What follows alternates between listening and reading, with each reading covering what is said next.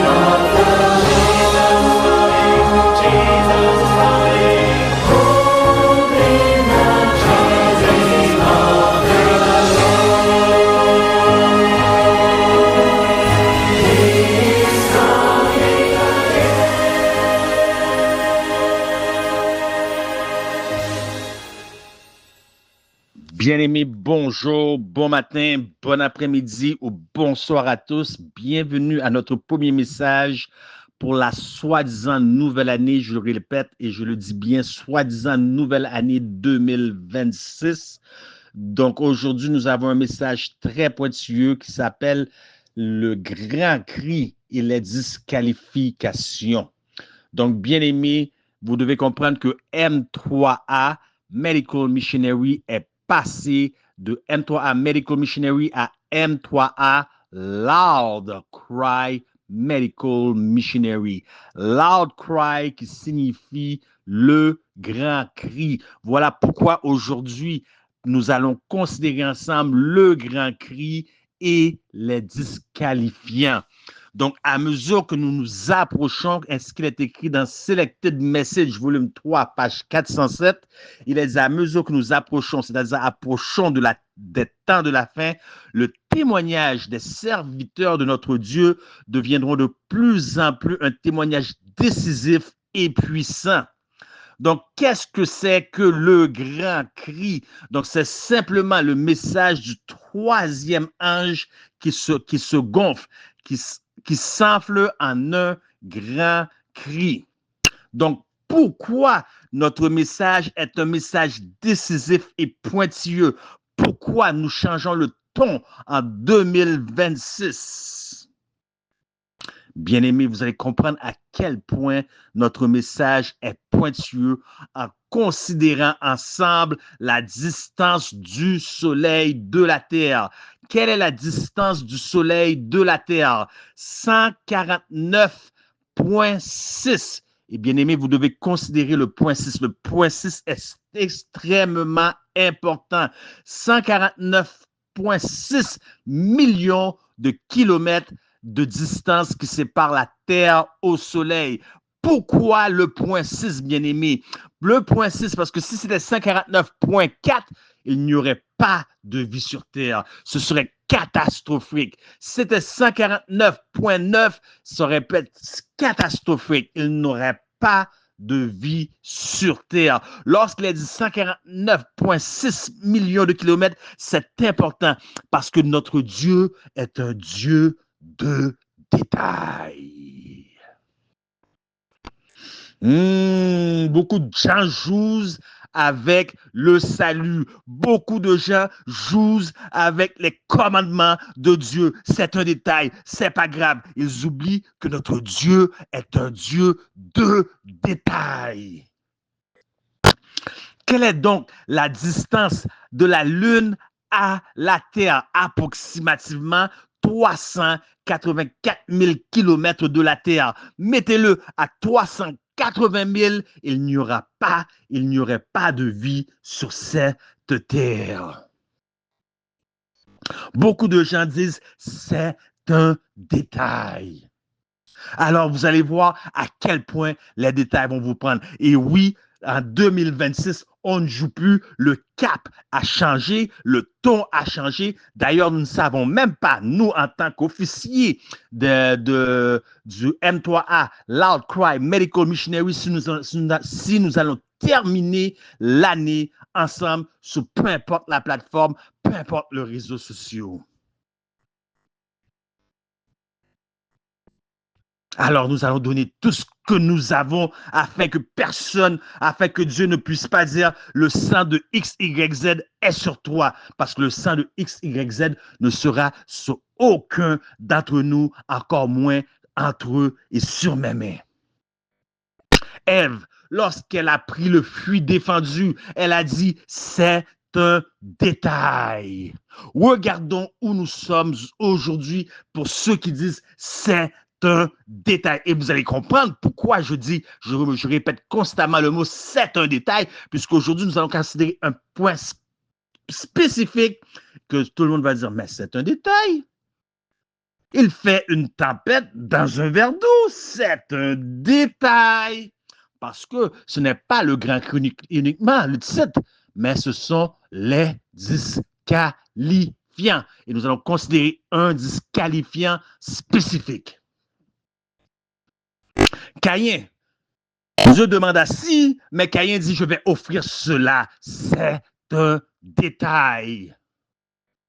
Quel en fut le résultat final de ce petit détail que Caïn voyait comme un détail qui était sa désobéissance à Dieu? Le premier meurtre. Et le premier meurtre n'a pas été fait par deux étrangers, mais deux frères.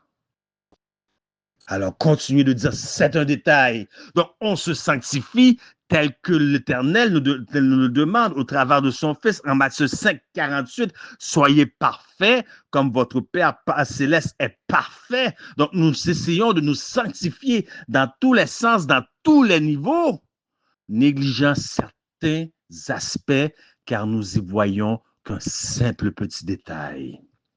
Alors, qu'allons-nous considérer aujourd'hui dans notre présentation? Nous allons parler de la famille et des finances. La famille et les finances. Et vous allez comprendre pourquoi nous allons parler de la famille, puisque la première institution à être présentée dans les Saintes Écritures, c'était le sabbat et le mariage. Et le mariage, l'issue du mariage, c'est la famille. Et vous allez voir des choses terribles et vous allez dire, et vous ne serez pas capable de dire, c'est un détail. Donc, bien-aimés, lorsque nous parlons de la famille, nous devons parler du mariage.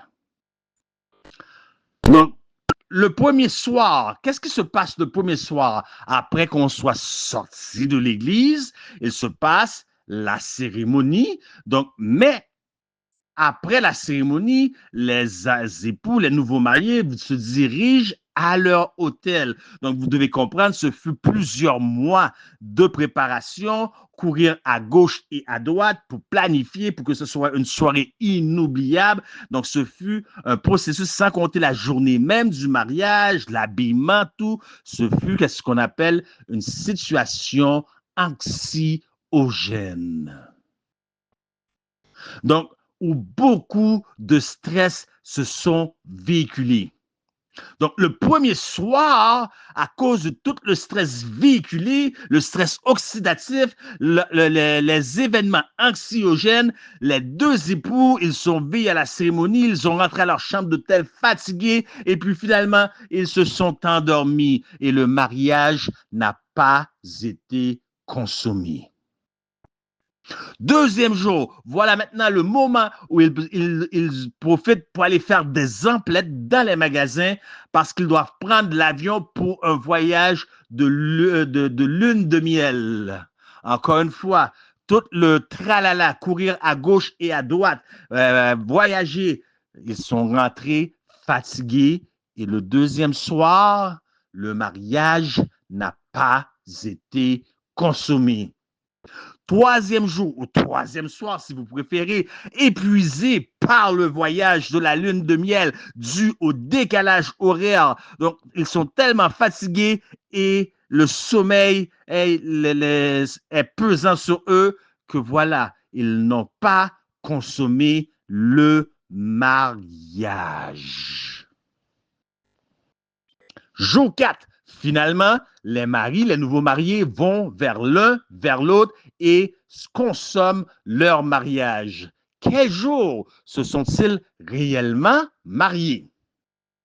Vous allez me dire qu'ils se sont réellement mariés le premier jour, le premier soir, parce que devant les hommes, devant l'État, lorsqu'on se présente à l'église et le pasteur vous fait signer les documents finalement, il présente son décret, je vous déclare mari et femme, vous êtes mariés.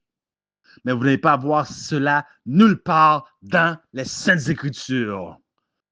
Ah, vous voyez, quand tu commences à dire c'est un petit détail, vous voyez?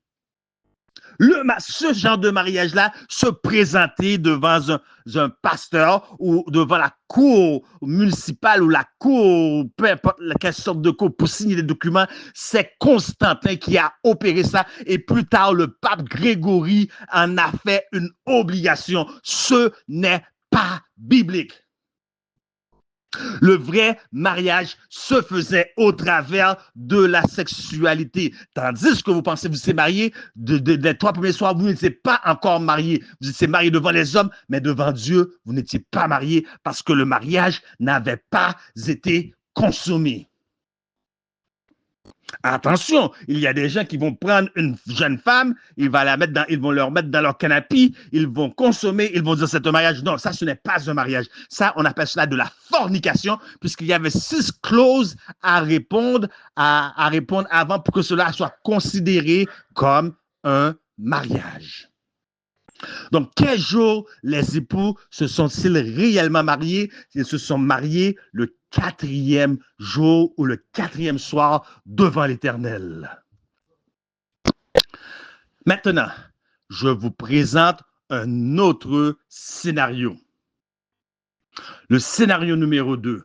Vous avez été sage et vous avez planifié à l'avance des gens pour gérer la cérémonie, tandis que vous faufilerez en douce à votre hôtel pour jouir des privilèges du mariage avec votre époux, votre épouse, et le mariage a été consommé comme il se doit le premier soir.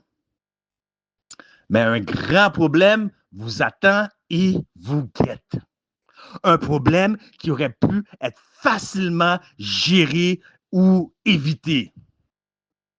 Mais pour bien faire, bien aimé, en toute sincérité, parce que souvent on fait des erreurs, mais on le fait dans toute sincérité, et non seulement en toute sincérité, mais vous l'avez avant tout fait pour glorifier Dieu.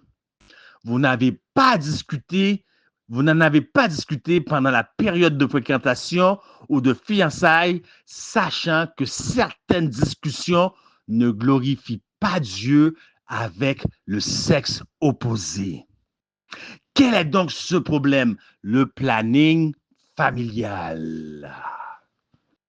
Vous avez donc consommé le mariage le premier soir et parce que vous n'avez pas discuté, vous n'avez pas fait de planning familial, vous ne connaissez pas certaines choses, la voilà enceinte maintenant, excusez-moi, dès le premier soir. Puisque, un, la date du mariage n'a pas été choisie en considérant la période de purification féminine ni en fonction de la période d'ovulation pour laquelle beaucoup de femmes sont ignorantes de leur propre cycle. Deux, les 2 premières années du mariage, ce sont les 2 premières années les plus cruciales puisque vous n'habitiez pas ensemble. Maintenant, vous découvrez une personne qui ronfle, qui flatule dans son sommeil, qui dort la bouche ouverte ayant une forte mauvaise haleine, un évier toujours bouché à cause des cheveux de l'autre, un qui tord le tube de pâte à dents dans tel sens et l'autre dans l'autre sens. Vous découvrez vos petits manies mutuelles, vos mannerismes mutuels indésirables. Vous voyez, vous n'avez même pas encore appris à vivre à deux que vous devez maintenant apprendre à vivre à trois. N'y a-t-il pas ici des étapes de sauter, des étapes de brûler? Vous devez apprendre à vivre à trois avant que vous ayez eu la chance d'apprendre à vivre à deux. Puisque dès le premier soir, la dame est tombée enceinte. Voilà, elle porte maintenant un bébé et elle va donner naissance. Et vous devez savoir que les 2 premières années du bébé ont une importance capitale. Donc, il doit avoir un lien extrêmement étroit entre la mère et son bébé. C'est un message qui va être difficile. Restez assis, accrochez-vous. Donc, ici, à Montréal, Canada, on accorde jusqu'à 1 an de congé de maternité. Mais en Floride, aux États-Unis, et je sais de quoi que je parle puisque j'ai de la famille vivant aux États-Unis, de la famille de sang ayant des enfants, ils accordent jusqu'à 2 mois. La question dont je vous pose aujourd'hui, avait-on financièrement préparé pour éviter cela?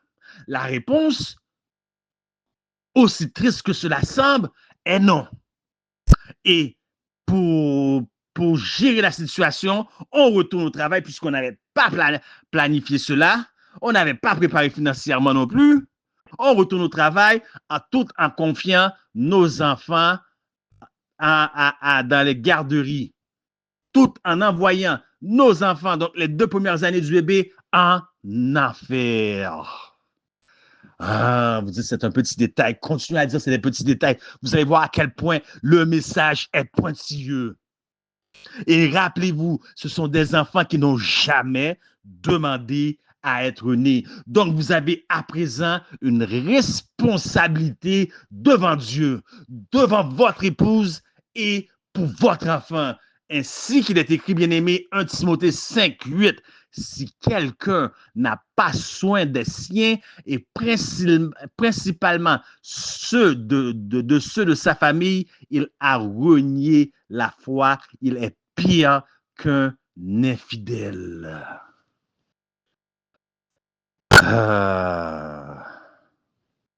Voyez-vous l'importance lorsque vous planifiez votre mariage de bien le planifier jusqu'à la fin et non dire ça c'est un détail, on va gérer ça plus tard. Notre Dieu est un Dieu de détails. Parce que maintenant, votre travail déterminera si vous serez disqualifié à donner le grand cri. Ah, vous croyez que c'est tout le monde qui va donner le grand cri, hein? Je peux vous dire 144 000 littéral. 144 000 littéral. Qu'adviendra-t-il de ceux qui ne donneront pas le grand cri? Nous allons le voir plus devant. Mais que nous dit la servante du Seigneur? C'est vraiment passage dans Last Day Event, donc événement des derniers jours, et lettre 48, 1876. Ce n'est vraiment passage d'avoir des enfants maintenant. Le temps presse, les dangers des derniers jours nous guettent et les petits-enfants seront pour la plupart emportés avant cela. Mais elle ne nous dit pas comment les petits-enfants vont être emportés. Vous ne savez pas comment les petits-enfants vont être emportés. Et beaucoup de gens vont perdre leur salut par amour pour un enfant. Vont perdre leur foi par amour pour un enfant. Mais les enfants, cela ne se fait pas sans être mariés. Donc, que nous dit la servante du Seigneur dans 5 Thessalonies 366? En cette ère du monde, alors que les pages de l'histoire de la terre touchent à leur fin et que nous sommes sur le point d'entrer dans une période de troubles sans précédent, moins, est-ce que vous entendez? Pas plus, il a dit moins, il y aura de mariage, mieux ce sera pour tous, hommes et femmes.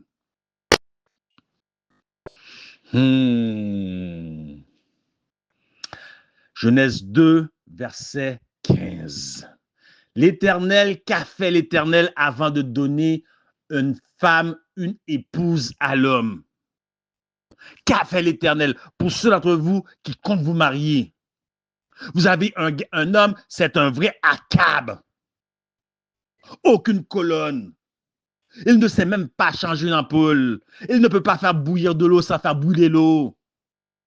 Il ne sait rien faire. Il ne travaille pas. Et vous, la femme qui avait été créée comme une aide, selon ce que Dieu dit, vous allez l'aider à faire quoi? Vous allez l'aider dans sa paresse?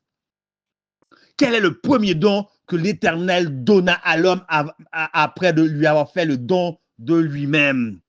Il lui donna un travail. Donc, un travail avant le mariage. L'Éternel Dieu prit l'homme et le plaça dans le jardin d'Éden pour le cultiver et pour le garder.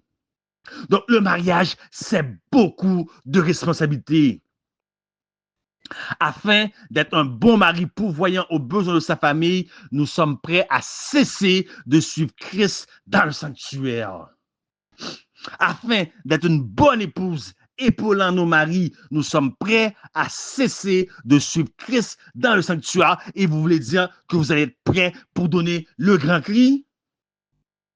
Parce que c'est seulement ceux et celles qui suivent Christ dans le sanctuaire pourront donner le grand cri. Et Christ, maintenant, il n'est plus dans le lieu saint, mais dans le lieu très saint. Ce qui signifie, bien aimé, qu'il y a certains divertissements que nous avons aujourd'hui en tant que peuple de Dieu, en tant que le petit reste, petit troupeau, certains divertissements que nous avons aujourd'hui, que nous avions dans le lieu saint, que maintenant, dans le lieu très saint, nous ne devons pas avoir ces divertissements. Il y a certains vêtements que nous portions dans le lieu saint que nous ne pouvons plus porter maintenant dans le lieu très saint. Le message est dur, hein? Le message est dur, hein? 2026, on ne joue plus, on change le cap. Il nous reste peu de temps à faire sur cette terre. Christ est à la porte. Voici, je viens bientôt, nous dit la parole de l'Éternel, ce qui est notre thème pour l'année 2026. Fini le temps de jouer. Il y a certains endroits où nous pouvons nous congrégationner pour adorer dans le lieu, lorsque Christ était dans le lieu saint, que nous ne pouvons plus faire dans le lieu très saint. Certaines choses que nous lisons, certaines lectures que nous faisions dans le lieu saint, que nous ne pouvons plus lire dans le lieu très saint. Certaines musiques que nous écoutions dans le lieu saint, que maintenant nous ne pouvons pas écouter dans le lieu très saint. Le message est pointilleux, le message est dur, c'est le message à Laodicée qui va faire un criblage. Mais le point que nous voulons mettre en phase, c'est, comme je l'ai dit auparavant, c'est le travail. Le travail! Et c'est par là que beaucoup vont être disqualifiés.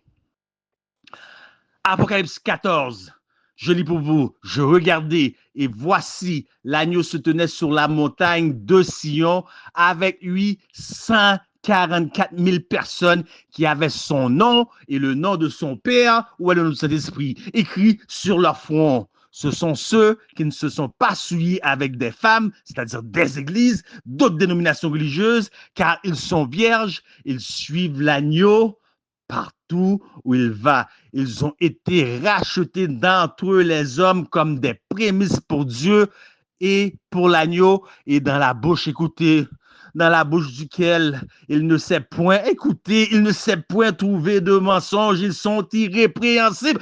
Vous comprenez pas, vous comprenez pas, vous comprenez pas. Dans la bouche duquel, c'est-à-dire, il ne monte pas sur la chair pour aller pour aller prêcher la réforme sanitaire, tandis qu'il travaille dans un McDonald's. Vous ne comprenez pas? Votre travail va déterminer, va vous disqualifier. Ils ne montent pas sur la chair pour prêcher la réforme aux autres, tandis que eux, ils travaillent dans une compagnie de cosmétiques où est-ce qu'on fait des mèches pour les cheveux, pour teindre les cheveux rouges, pour la mode. Dans leur bouche, il n'y a pas de mensonge. Ce n'est pas une langue fouchue comme une langue de serpent. Message est dur, hein? Message est dur, hein? Parce que donner gloire à Dieu, selon cette Bible Commentary, page 979, donner gloire à Dieu est de révéler son caractère dans notre propre vie, ainsi le faire connaître.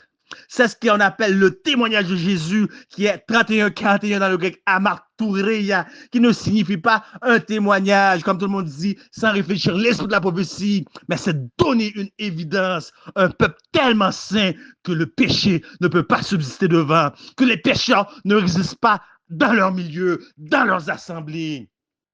L'Église va être purifiée, de sorte que le monde extérieur, lorsqu'il regarde, il voit une congruence entre les actions et les paroles. Le monde va voir des Jésus partout. Voilà pourquoi Jésus a dit, les œuvres que je fais de plus grandes, vous en ferez, parce qu'il est parti vers le Père. Il a donné son représentant qui est lui-même, le Saint-Esprit. Dépourvu de la faiblesse, de la faiblesse humaine, parce qu'il ne pouvait pas être omniprésent. Voilà, il est partout. Donc, les gens voient Jésus. Les gens ne voient plus frère Jean, Jacques, Pierre, Luc, peu importe le nom. Ils voient devant eux Jésus. Lorsque les gens vous regardent, qui reflétez-vous? Que reflétez-vous? Et vous pensez que vous allez donner le grand cri, le dernier message à l'humanité. Écoutez, l'image de Dieu doit être reproduite dans l'humanité. L'honneur de Dieu et de Christ se retrouve dans l'implication du perfectionnement du caractère de son peuple. Desire of Ages, page 671, qui est Jésus-Christ en français.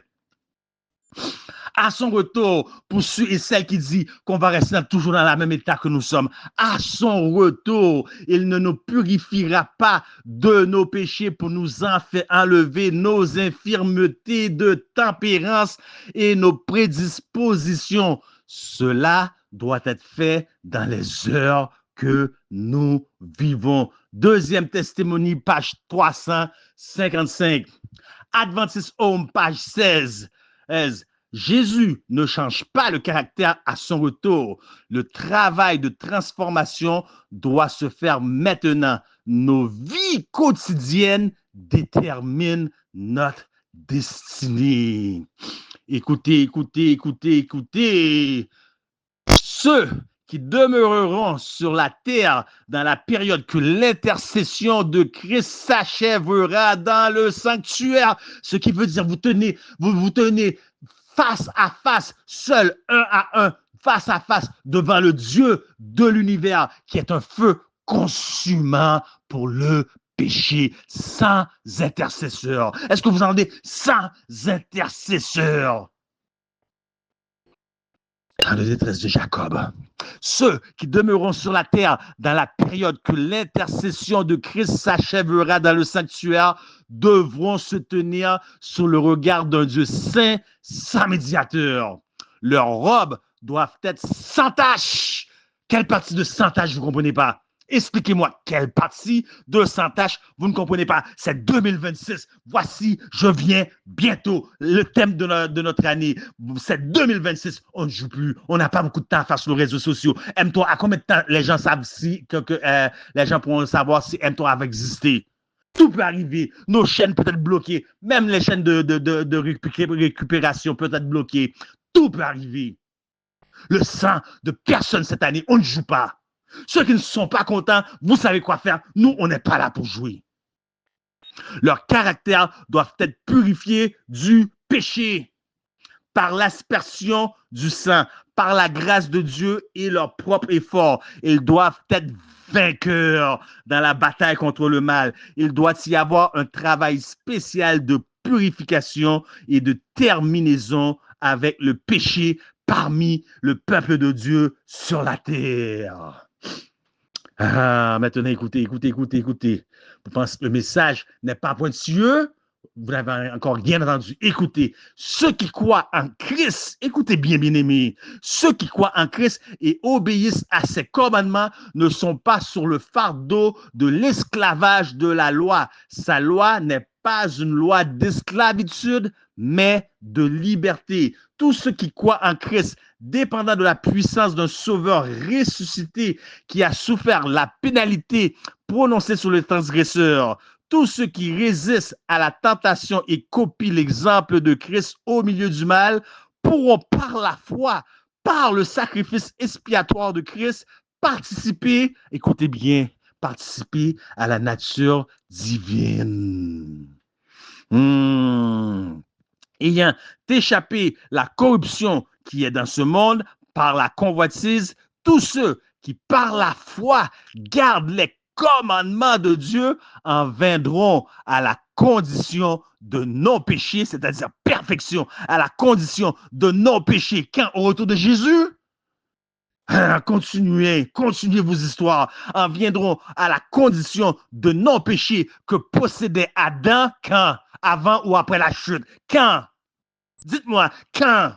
Ils en viendront à la condition de non-péché, de perfection que possédait Adam avant la chute. Signe des temps, 23 juillet 1902. Où sont mes adventistes qui font du pick and choose? Où sont ceux qui choisissent ce qu'ils veulent? Mais où sont ceux qui sont des fondamentalistes? Ils croient ce que l'esprit de la prophétie dise. Alors, pour un simple travail, vous allez être disqualifié. Vous travaillez dans les hôpitaux, vous ne savez pas l'origine, vous ne savez pas que le message adventiste, que vous prenez le premier, le deuxième, le message du troisième ange, et vous allez même au message du quatrième ange, vous les résumez, vous en faites une synthèse, ça revient à un seul message, l'adoration. Qui adorez-vous tandis que vous travaillez dans les hôpitaux? Qui? Asclépius? 255 ans avant Jésus-Christ, de l'Empire romain? Paracelsus? Vous pensez que Bill Pharma, c'est longtemps après Big Pharma? Dans les hôpitaux? Tandis que nous sommes supposés d'avoir des sanatoriums. Pour des accréditations, on a arrêté de suivre Christ dans le sanctuaire. Qu'ont fait les hôpitaux? Ils vous disent, les dirigeants, les hauts placés de Big Pharma, de l'OMS, de l'ONU, c'est eux qui contrôlent. Ils ont dit au docteur, voilà ce que vous devez faire, voilà comment vous devez manipuler les certificats de décès pour avoir plus de nombre pour la C19. Vous ne saviez pas, hein? Et les docteurs ont dit, certains docteurs ont dit, non, moi, j'ai prêté serment et je veux respecter mon serment. Que s'est-il passé avec ces docteurs-là? Ils se sont vus radiés. Ils n'ont plus de licence pour pratiquer. Donc, pour continuer un mode de vie, vous allez écouter tout ce qu'on vous dit de faire. Si on vous dit, vous devez prendre la morsure babylonienne dans vos veines pour garder votre emploi et travailler 8 heures ou 12 heures par journée avec une muselière sous votre nez, votre bouche, pour ceux qui veulent comprendre ce que je veux dire. Vous allez le faire, déshonorant votre Dieu. Tout ça pour avoir un salaire, pour faire vivre votre famille. Parce que vous n'avez pas planifié avant. Qu'allons-nous faire avant? Hein? Qu'allez-vous faire? Qu'est-ce qu'il y avait, par exemple, dans les fioles de la C19, de la soupe babylonienne C19? Qu'est-ce que vous pensez qu'il y avait dans ces fioles-là? Du venin de serpent. Et j'espère que personne prend mes paroles. Qu'est-ce que vous pensez que vous avez introduit dans votre corps? Du venin de serpent, entre autres le mamba noir d'Afrique. Le mamba noir, ça prend 60 secondes et tout le venin se transforme en gel, ce qui fait des cailloux. Aïe, aïe, aïe, aïe, aïe, aïe, aïe, aïe, aïe. Voilà dans quoi vous mettez des pompes pompes de, comment on dit ça, le prohibiteur de PPI là. On va vous prescrire ça. Et pourquoi? Pourquoi si votre cholestérol il soit à 200, 250, 300, il est normal, mais on vous a fait croire tout le temps qu'il était trop haut dans le but de vous prescrire du statine depuis 1987 de Big Pharma. Et voilà ce que vous faites, vous prescrivez aux gens, voilà qu'est-ce que vous faites, vous qui travaillez dans le milieu hospitalier parce que vous êtes ignorant. Et vous allez, après ça, monter sur la chaire, venir me prêcher. Je vais vous dire carrément, descends de la chaire. C'est pas toi qui vas venir me prêcher. On vous a fait croire tout le long que le sel n'était pas bon. Mais c'est 9000 millilitres de sel qu'on vous injecte dans le bras parce qu'on a par qu'est-ce qu'on appelle le sérum. Lorsque vous tombez malade, vous perdez connaissance, que l'ambulance vous amène à l'hôpital. Mais on dit qu'un peu de sel n'est pas bon. On vous a menti. D'ailleurs, l'estomac ne doit pas perdre son niveau d'acidité. C'est tout le corps qui doit être à un niveau alcalin, excepté l'estomac. Lorsque l'estomac perd son niveau d'alcalinité, excusez-moi, d'acidité, c'est fatal. C'est fatal parce que pour empêcher cela, ça vous prend du sel. Ça vous prend du sel.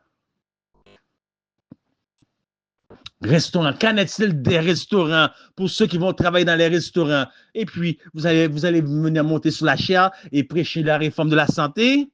Qui travaille chez Krispy Kreme, Burger King, et je ne juge personne parce que moi-même, j'ai travaillé dans un McDonald's. C'est comme ça que j'ai gagné ma vie pour payer, pendant que j'étais aux études, pour payer mes études. Voilà pourquoi certaines personnes trouvent que j'ai la tête dure. Je suis une grosse tête. Pourquoi? Oui, je suis une grosse tête. Parce que je sais, entre 2 heures du matin et 3 heures du matin, sur le bord de l'autoroute, entre 2 villes et 2 provinces, c'est le seul magasin, restaurant qui était ouvert. Donc, les gens, ils allaient vers la droite à Calgary ou vers la gauche à Edmonton. J'étais en plein cœur du centre de l'autoroute. Donc, ils allaient dans les clubs, dans les boîtes de nuit, ils revenaient défoncés, ils venaient dans les toilettes, ils faisaient pipi à terre, ils faisaient leur numéro 2, leurs besoins excrétés, déféqués à terre, même pas sur la bolle directe, à terre, tellement ils étaient en état d'ébriété ou sous des drogues. C'est comme ça, en frottant presque à la brosse à dents que j'ai frotté. Donc, vous savez, vous n'avez aucune idée comment j'ai gagné mes études. À faire des nuits blanches, comment j'ai gagné mes études. Vous ne savez pas. Après ça, on va dire que je suis tête dure. J'ai une tête dure. Lorsque vous allez venir m'enlever, essayer de m'enlever ce que vous ne m'avez pas aidé à gagner, à avoir. Donc, je dis cela juste pour une parenthèse. C'est pas pour culpabiliser, parce que moi aussi, j'ai dû passer par là. Je savais un peu, mais non, je savais. Il n'y a pas de un peu. Je savais. Mais je ne voyais pas d'autre option. Je devais payer mes études. Mais toi, aujourd'hui, tu travailles dans un McDonald's et tu vas monter sur la chaire. Tu vas dire aux gens, tu es un missionnaire médical. Tu vas venir prêcher aux autres. Dans la bouche duquel il ne s'est point trouvé de fraude. Apocalypse 14, 1 à toi. Vous vous disqualifiez. Le marketing, qu'en est-il? Télécommunication, marketing. Toutes les mêmes choses. Cosmétiques, la crème pour la peau, la simple crème pour la peau. Avec quoi vous pensez que la majorité des crèmes sont faites? Avec du venin de serpent. Allez faire votre recherche. Ne prenez pas ma parole. Ma parole n'a aucune valeur et je prends plaisir à dire que ma parole n'a aucune valeur, de sorte que lorsque je dis quelque chose, ce n'est pas afin que vous me croyiez, mais afin que vous investiguez. Qu'en est-il des épiceries à grande échelle? Que voyez-vous? Quand est-ce avez-vous vu une pomme pousser dans une bouteille, une patate pousser dans une boîte? Je n'ai jamais vu cela. J'ai vu des betteraves, j'ai vu des carottes pousser de la terre. Je n'ai rien vu dans les boîtes. Regardez, tout ce qui est dans les superficies, dans les épiceries à grande échelle, tout est dans des boîtes, tout est dans des sachets. Il n'y a que le département fruits et légumes qui viennent naturels. Et encore là, c'est arrosé avec pesticides, herbicides. Mais ce n'est pas mon point. C'est le but que vous travaillez là. Vous êtes un maillon dans une chaîne. Vous ne valez pas mieux que personne d'autre. Vous ne saviez pas. Comptabilité, secrétariat, fonctionnaire. Qu'en est-il des professeurs d'école? Ah, c'est noble.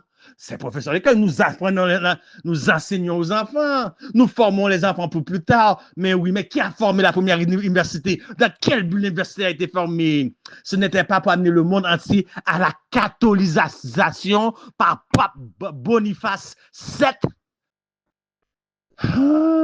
Faites vos recherches. Je suggère qu'il y a trop de gens parmi nous qui écoutent la télévision, qui écoutent plein de choses, qui sont occupés à plein de choses. Sauf qu'à rechercher, à étudier.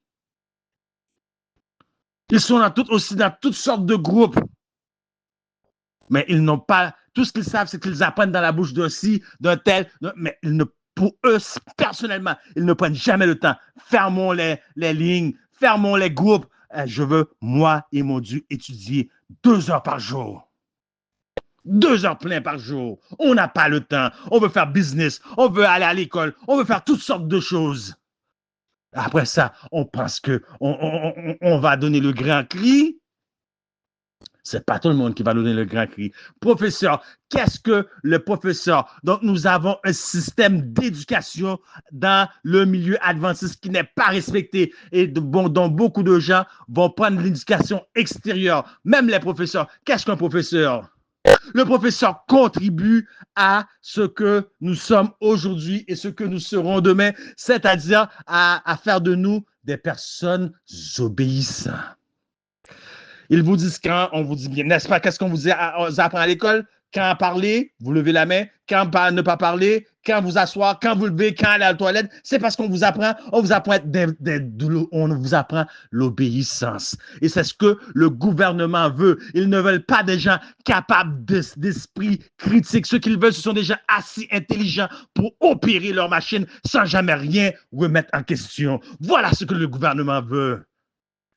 Sans compter les drag queens qui viennent enseigner dans les écoles. Le message est dur, hein?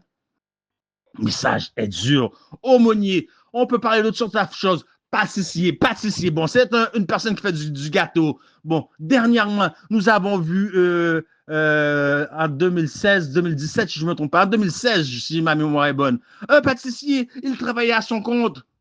Il y a deux spécimens. Vous comprenez ce que je veux dire? 2 spécimens qui sont venus le voir. Il a dit non, moi, je ne fais pas de gâteau pour ça.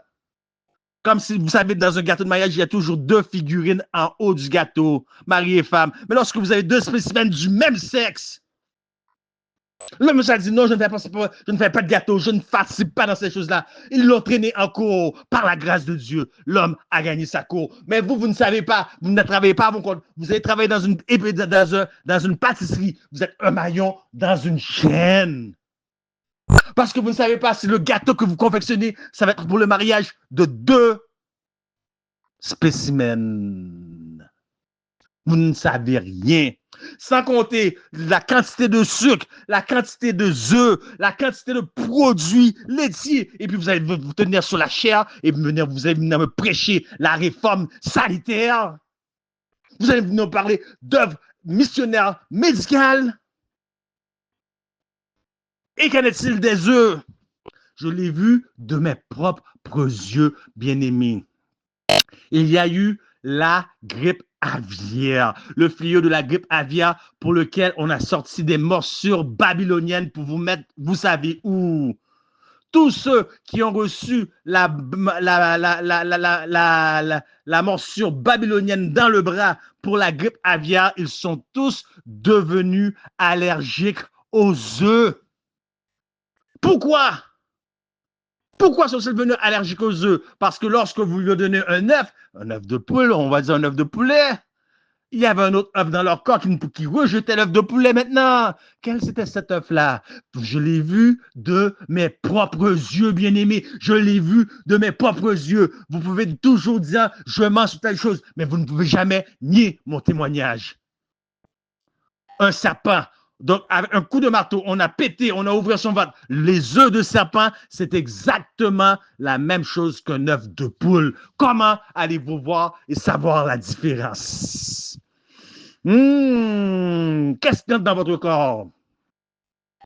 Hein? Aïe, aïe, aïe. Et la conférence n'est pas mieux, puisque elle vous donne des lettres d'exemption. Comme moi, je travaillais à 2 endroits où on me forçait. J'ai même été à un point menacé de perdre mon emploi. J'ai dit, pas de problème. Ben oui, tu vas me faire perdre mon emploi. Toi, tu vas me faire perdre mon emploi. Vas-y, montre-moi que tu es capable de me faire perdre mon emploi. Je suis allé à la conférence. Je suis arrivé avec une lettre d'exemption. Je ne travaille pas le samedi. Maintenant, montre-moi que tu peux me faire perdre mon emploi. Mais ça, c'était jadis. Vous pensez qu'aujourd'hui, s'ils ont fait ça pour la C19, vous pensez quoi d'autre que vous pensez jusqu'à où ils peuvent aller? Puisque l'ONU, c'est directement une agence reliée, dédiée à Satan. On dit les choses telles qu'elles sont à Satan. Et en 1957, la conférence générale a décidé d'aller forniquer, pour ceux qui veulent comprendre, avec l'ONU. Et vous dites, ah, ben, je vais travailler dans une imprimerie. J'ai travaillé moi-même dans une imprimerie ici. Dans une imprimerie ici, l'une des plus grandes imprimeries après, non, je ne vais pas citer de nom. Une très grande imprimerie. Donc, sur le convoyeur passaient des livres. Qu'est-ce qu'il y avait? Gâteaux, mode, toutes les niaiseries que vous pouvez imaginer. Mais après ça, il a commencé à circuler des pages individuelles qui vont aller dans le département de reliure pour être brochées ou être cousues pour former un livre. Des pages individuelles qui passaient sous mon convoyeur devant moi. C'était des femmes tout nues. C'est pas juste tout nu, il y a des photos nues érotiques, mais là, c'était l'extrême des abominations. Imprimerie. Et c'est une grosse compagnie qu'on appelle Play, pour ceux qui veulent savoir le reste. Il y a plusieurs livres comme ça. Play, ça et l'autre mot, c'est B-O-Y. Qui passait pendant 12 heures, je devais observer l'abomination sur l'abomination. Je ne suis plus jamais retourné. Après ma première journée, j'ai dit non. Je ne retourne pas à cet endroit-là. Vous travaillez comme coiffeur. Je peux en dire, je peux en mettre. Vous travaillez comme taxi. Combien de gens embarquent dans votre taxi, vous ne savez pas. Vous apportez d'un point A à un point B. Un criminel qui vient de commettre un crime, qui s'évade. Un vendeur de drogue. Vous ne savez rien. Vous allez travailler dans l'assurance, dans les choses d'assurance automobile. Bien aimé, j'ai un ami, un très grand ami de M3A. Il n'est pas dans l'M3A, c'est un ami séculier. Donc, lui, il a vu ma situation, le problème de travail que j'ai constamment. Il m'a offert un travail et j'ai dit, j'ai pas de permis de conduire pour prendre ce travail-là parce qu'il a une compagnie. Il m'a dit, va faire ton permis de conduire. Moi, je ne voulais pas faire de la controverse, mais dans ma tête, il n'était pas question que j'aille faire mon permis de conduire, puisque quelques mois à peine après cela, Parce que moi, si je vois juste, c'est pas parce que je suis prophète, je connecte les points ensemble, connecter les dots. Quelques mois après cela, il est arrivé une grève au bureau d'assurance automobile du Québec. Vous ne comprenez pas encore de quoi s'agissait la grève. Qu'est-ce qu'ils faisaient pendant qu'ils étaient en grève? Je ne vais pas le dire ici. Mais pour ceux qui ont de la sagesse, qui veulent comprendre, comprenez. Ceux qui veulent comprendre, ils comprendront. J'ai dit merci, j'ai pas fait mon permis de conduire. Parce que c'est le même cas avec le passeport. Et ça, je l'ai vu de mes propres yeux. La page couverture qui est un petit peu cartonnée, déchirez-le en deux, vous allez voir une puce. De sorte que 90% de la population mondiale vont se retrouver sur le chômage. Pour éviter cela, vous retrouvez sur le chômage parce que votre chômage va durer peut-être un an maximum.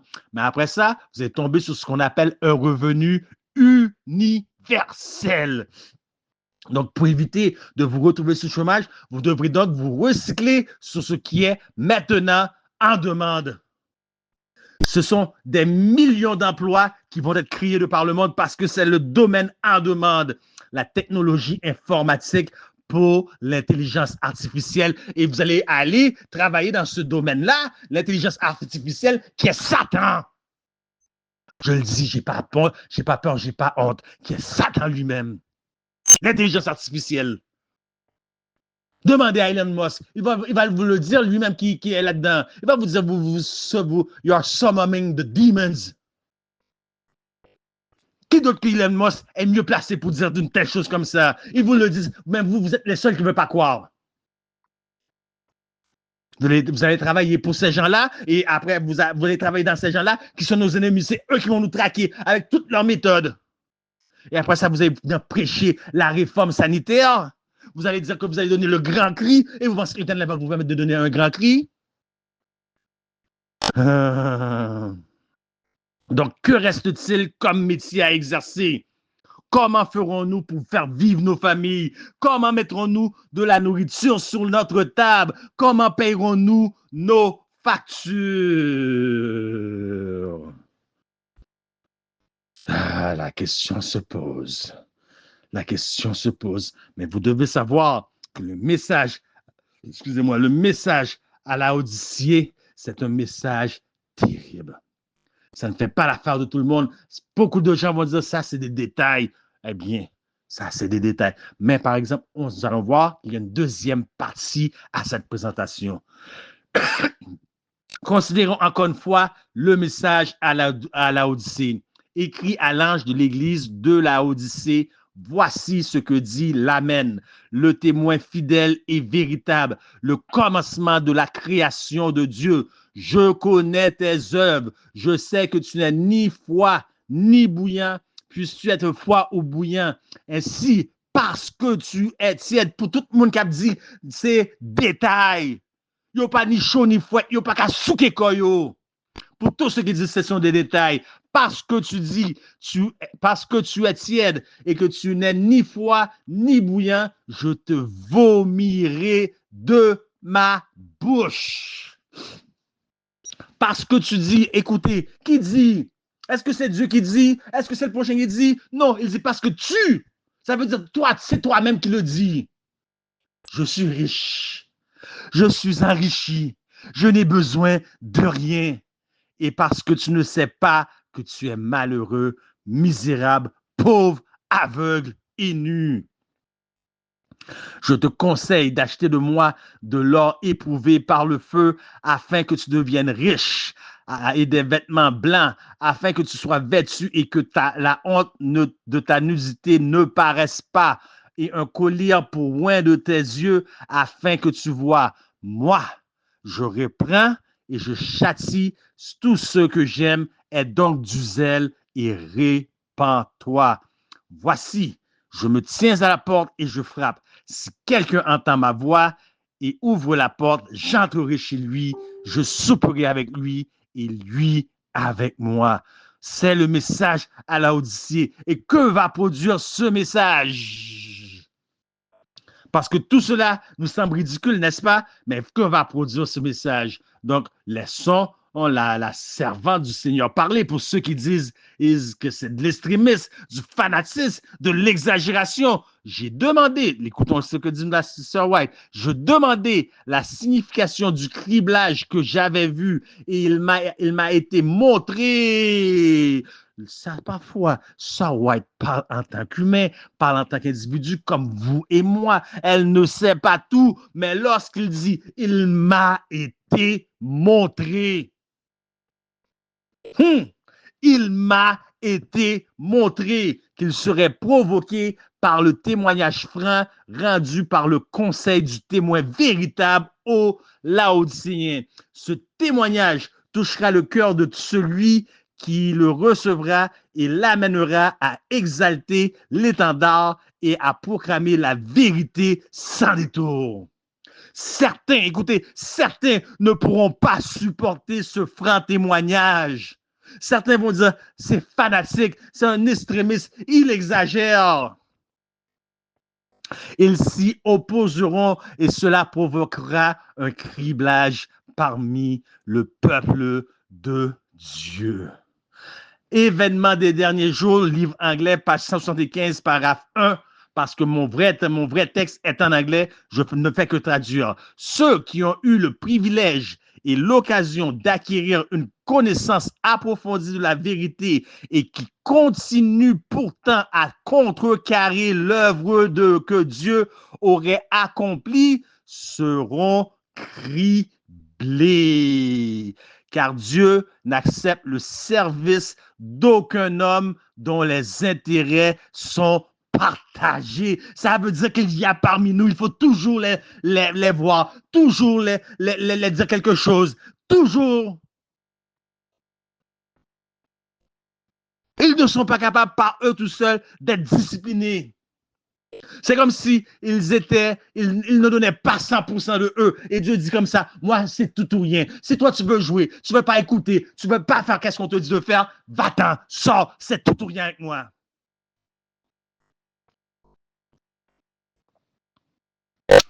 À l'approche de la tempête, une grande partie de ceux qui ont professé leur foi dans le message du troisième ange, est-ce que vous entendez, mais qui n'ont pas été sanctifiés par l'obéissance à la vérité, abandonnent leur position et se joignent au rang de l'opposition. Même livre, page 180, page 6, paragraphe 6.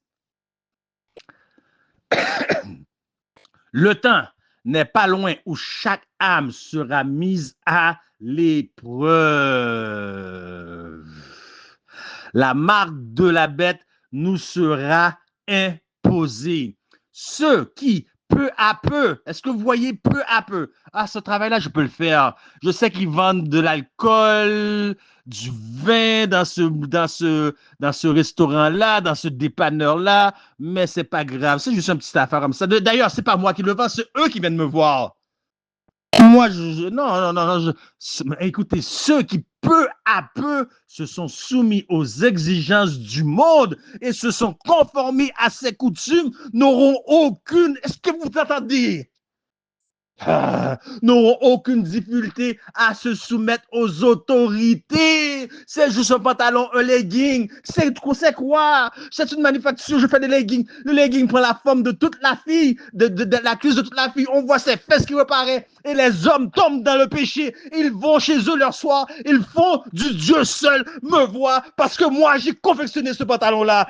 Exagération. Les fous, par où t'es-il? Eh bien, on va voir qui est qui dans le qui. On va voir comment. Moi, je suis juste JL. On va voir qu'est-ce que Dieu lui fait. N'écoutez pas, moi, c'est juste JL. J'ai aucun pouvoir. On va voir lui, Dieu, s'il sait et qu'il vous voit là et que vous faites ces choses-là. Tout ça parce que vous avez des bonnes intentions pour faire vivre votre famille. Parce que si vous avez planifié, on va avoir des enfants tels, on ne peut pas avoir d'enfants parce qu'on n'a pas de travail, on n'aura pas d'enfants.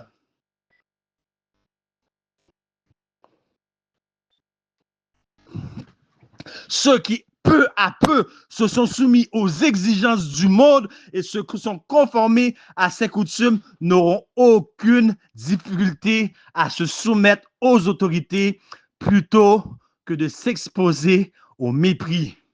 à l'insulte, à la menace d'emprisonnement et à la mort. Le combat oppose les commandements de Dieu aux commandements des hommes.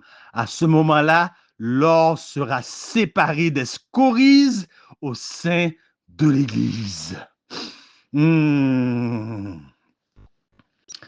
La solution, y a-t-il une solution à ce problème? Y a-t-il une solution à ce problème? Je vous dirai que oui. C'est le travail autonome. On appelle ça self-support ministry. C'est le travail de soutien personnel.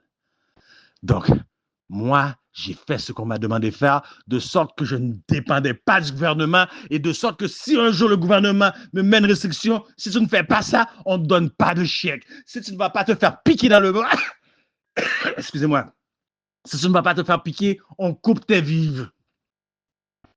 J'ai créé Marisol Multiservice Professionnel. Le gouvernement ne pouvait pas dire, ben, si tu ne fais pas telle affaire, mettre tel certificat de décès, donc on va te radier. Ah, il ne pouvait pas dire aux vieillards, si tu ne fais pas telle chose, on coupe ton chèque de pension de vieillesse, c'est tout ce que tu as pour vivre si tu ne fais pas, si tu mets pas telle chose dans ton bras. Il faut savoir travailler pour soi. Bientôt, et c'est déjà en vigueur aujourd'hui, il y a l'identification numérique digitale obligatoire au Royaume-Uni, dans certains endroits aux États-Unis, en Europe, certains endroits en Australie. Ils disent c'est pour éviter que les immigrants viennent travailler illégalement. Et vous les croyez? Mais vous êtes naïfs si vous croyez à tout ce qu'on vous dit. Alors, que feriez-vous pour subvenir aux besoins de vos enfants si vous n'êtes pas autosuffisant? Voyez-vous pourquoi l'importance de quitter les grandes villes, d'aller planter votre nourriture, d'avoir votre nourriture prête? Voyez-vous, nous avons vu que la famille, par le mariage, OK, et que la famille devient une extension, l'Église devient une extension de la famille. Donc, l'Église est constituée de petits groupes et de ministères. Mais comme l'Église est l'extension de la famille, elle se doit d'être un. Mais aujourd'hui, qu'est-ce qu'on voit? L'Église n'est pas unie. Et lorsqu'on parle de ministère, chacun fait ce qu'il veut. Personne n'est prêt à prendre la réprimande, mais tous veulent des louanges.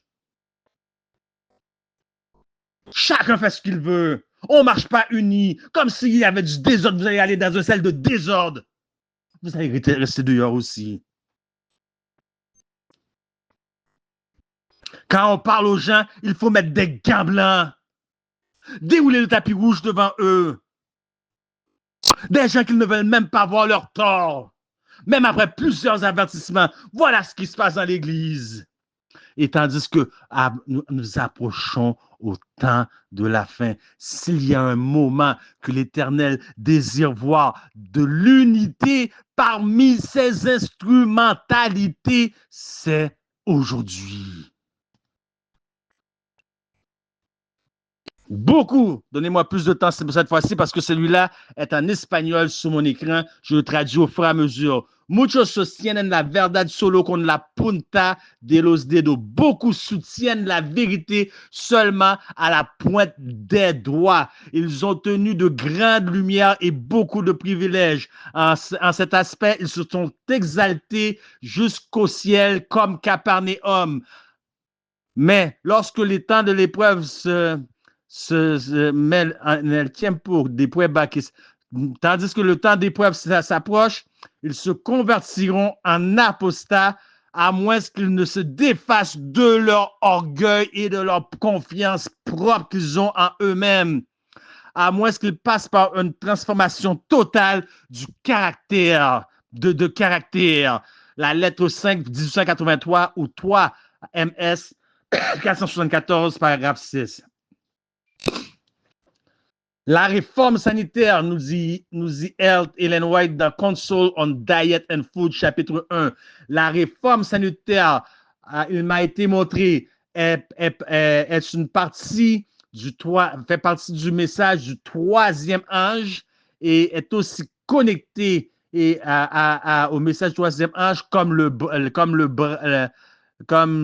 the arm and the, comme le bras et la main sont au corps humain. J'ai vu que nous, en tant que peuple, nous devrions faire une grande avancée dans ce travail, dans cette œuvre. Ministres, c'est-à-dire pasteurs et laïcs, doivent travailler de concert. Pasteurs et laïcs doivent travailler de concert. Y a-t-il vraiment quelqu'un qui veut travailler avec un pasteur? Dites-moi, d'après tout ce que j'ai vu depuis 12 ans, y a-t-il vraiment quelqu'un qui veut travailler avec un pasteur? Puisque tout le monde prend le pasteur comme acquis parce qu'un bon pasteur, c'est une personne qui a un caractère aimable et amical. Et qu'est-ce qui arrive lorsque vous avez un caractère aimable et amical? On vous prend comme acquis. Et lorsque vous êtes pris comme acquis, vous êtes maintenant, les gens font maintenant de l'insubordination et il y a perte d'autorité et manque de respect envers vous. Et pourtant, que nous dit la parole? Éphésiens 5, 21 nous demande, vous soumettant les uns aux autres dans la crainte de Christ. Et Hébreux 13, 17, vous qui faites cela, vous péchez. Et vous pensez qu'un seul grain de péché va monter au ciel. Bravo. Obéissez à vos conducteurs et ayez pour eux de la déférence. Personne ne va obéir à leur conducteur. Chacun veut faire ce qu'il veut. On pourrait travailler ensemble, pasteur et laïcs, de concert pour l'œuvre missionnaire médicale, car ils veillent sur vos âmes comme devant en rendre compte. Qu'il en soit ainsi, afin qu'ils le fassent comment? Avec joie et non en gémissant, ce qui vous serait d'aucun avantage. Travail d'équipe, pasteurs et missionnaires médicaux. Qu'en est-il des communiqués? Encore désobéissance. À quoi ça sert de faire un groupe et si les gens ne communiquent pas? La communication change beaucoup de choses. Mauvaise communication a toujours été une source de conflit, laissez-moi vous dire. Parfois, les mauvaises communications, c'est parce que les gens communiquent mal. Peut-être, on exemple, ils vont apposer quelque chose, mais toi, tu dois rentrer dans sa tête pour deviner. Ils ne sont pas capables de parler, éviter les conflits. Désordre. Et vous êtes comme ça, et vous pensez que vous allez être dans les rangs de ceux qui vont donner le grand cri?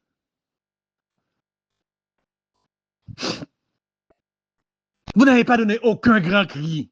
Le seul grand cri que vous allez donner, c'est à la deuxième résurrection. À la deuxième résurrection, lorsque le feu tombe du ciel et va vous consumer.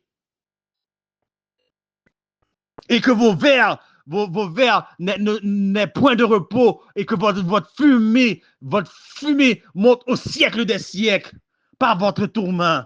C'est le seul cri que vous avez donné, le seul grand cri que vous avez donné. Mais voyez-vous, bien-aimés, dans mon cas, moi, j'ai 1001 raisons de découragement et d'abandonner. Après tout ce que j'ai vu, tout ce que je vois, malgré tout ce que M3 a accompli, nous ne sommes pas là où nous devrions être. J'ai raison de gémir au-dedans de moi, d'abandonner plusieurs personnes, mais je reste là, je ne le fais pas. Vous savez pourquoi? Pourquoi je continue à faire le travail d'équipe quand même?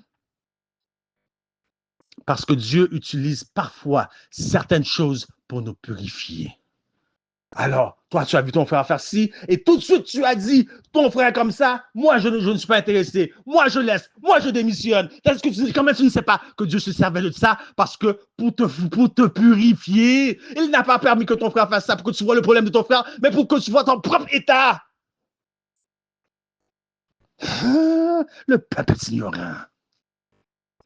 Voilà pourquoi l'Éternel, la parole de Dieu dit, supportez-vous les uns les autres. Des fois, je suis à bout avec telle personne, mais l'Éternel ne veut pas que je fixe sur telle personne, bien que je sais que j'ai 100% raison d'être à bout avec telle personne. Mais il me dit, regarde-toi, je veux te montrer. C'est pas lui que je veux te montrer, c'est ton état, toi, je veux te montrer. Regarde, est-ce que tu portes les fruits de l'esprit? As-tu de la patience, de la bonté, de la barbe, de la bienveillance? As-tu les fruits? Quels fruits te manquent-t-il? Et puis après, je dis, Seigneur, j'ai compris. L'Éternel nous prépare à donner un grand cri parce que seuls ceux qui seront semblables en caractère à Jésus auront le sceau de Dieu apposé sur leur front. Éducation, page 57, dans le livre espagnol.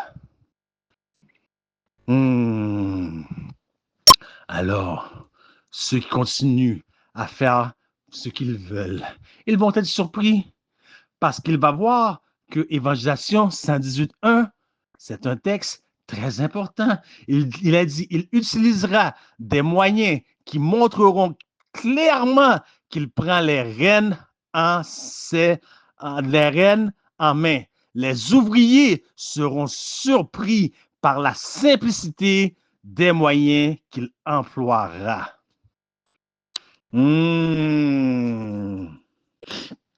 Bien-aimés, vous voyez parfois conflit, vous voyez problème, vous voyez des gens qui ne peuvent pas travailler avec des gens, c'est-à-dire que si Messie la donne, moi pas la donne. Alors, s'il est dans le ciel, soit tu vas dire, je ne vais pas monter dans le ciel, hein? Hein? Si son nom est déjà réservé, il y a une place pour lui, et ta maison était destinée juste à côté de sa maison dans le ciel. Tu vas dire, moi, je vais rester sur la terre, Jésus. Eh bien, tu resteras sur la terre. Vous n'êtes pas capable de vous entendre les uns avec les autres. Regardez comment l'Éternel a fait. L'adventisme n'est pas une église. Ah, vous ne saviez pas, hein? L'adventisme, c'est un mouvement. Ça a commencé avant, dans les années 1830 à peu près. Tout le monde, on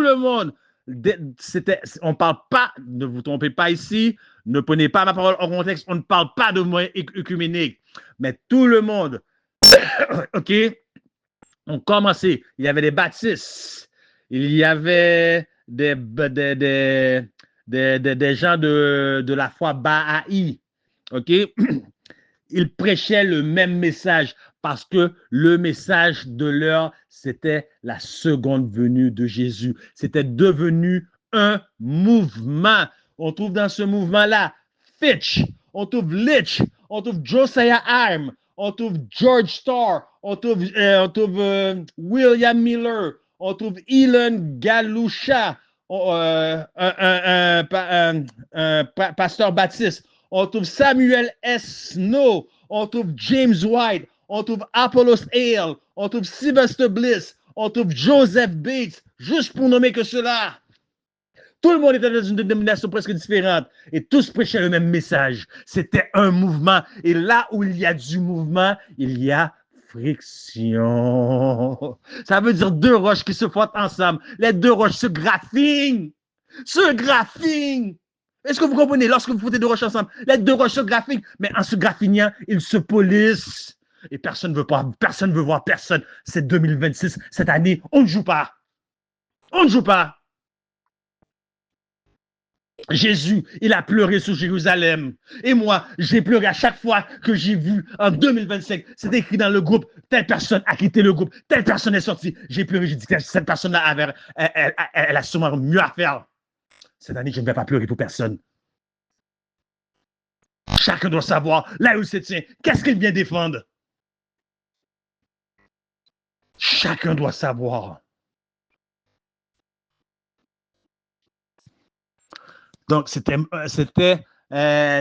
un mouvement. Il y avait friction parce que chaque groupe était intolérant de l'autre.